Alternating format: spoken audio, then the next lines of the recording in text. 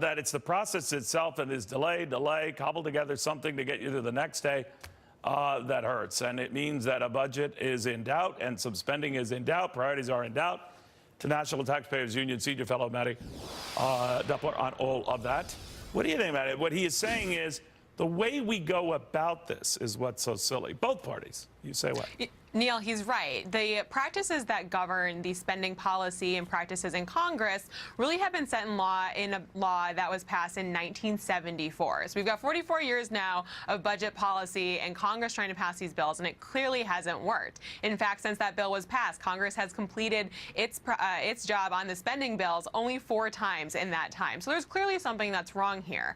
Now, the 1974 Budget Act really invested a lot of power in the budget itself, and a lot has changed since then, mostly because the budget itself doesn't get done on time, if it gets done at all. We saw this when Senate Democrats controlled the Senate Budget Committee. They didn't even bother writing a budget, so it's really no surprise that the appropriations process didn't get done. What was supposed to happen, and every year this is how it's supposed to go, the budget committees are supposed to write their budgets, those pass through Congress, and then the appropriations committees in both chambers pass 12 different appropriations bills. Now, the House has a better track record of doing this than the Senate. The Senate so far hasn't completed that work for the fiscal year, which of course started last September. It is ridiculous, too, to your point, because I know it's a convoluted process. I know it's a big deal, but we demand it of our publicly traded companies. We demand it of charities that get taxpayer funds or individual funds.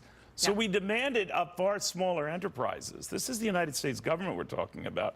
You have an obligation to the folks paying the bills, at least to give them a roundabout idea where that money's going.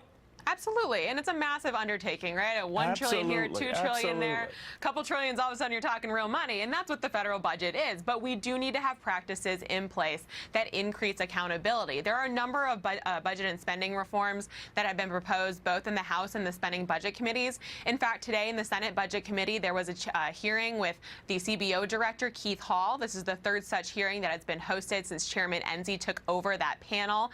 But before that, there hadn't been a hearing with the CBO, which is the Congressional Budget Keeper, for about 30 years. So we've got a lot of work to do when it comes to increasing accountability just on where the numbers and the money are going. We really need members of Congress, if they're going to be able to get spending under control, to have a clear picture of what that spending even is. Well, to your point, anything you're last minute on, if you could learn that from college or before, you usually pay dearly for it. So whatever. Of course, you were a great student, so I'm talking to the wrong person. I was an A+ student, but I would like all members of Congress to be one as well. I had a feeling, Mattie. All right, thank you very, very much. Mattie Duppler, National Taxpayers Union Senior Fellow, all around smarty pants. All right, we're waiting a White House briefing. We're awaiting the reaction now to a couple of big mayors saying, you know what,